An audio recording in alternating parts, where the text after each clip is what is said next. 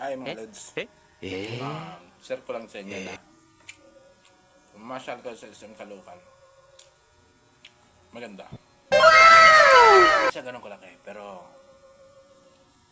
third floor siya. Maganda. Hindi totoo yan.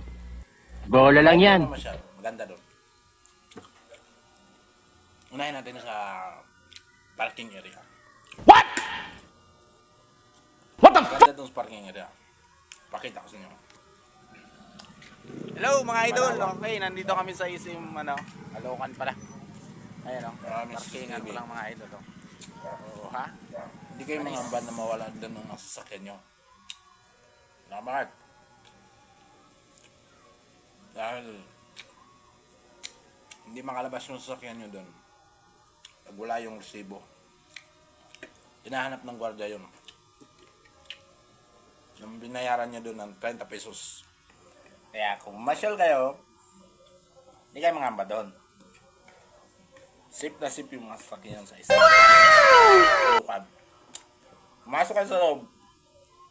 Suwabe. Maganda yun. Pag maraming pera.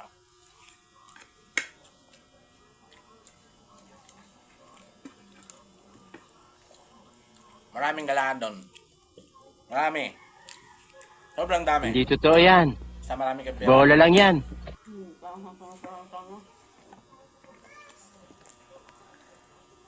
Ay, yung maganda ko na asawa. O, ayan. Diba? Guwapa.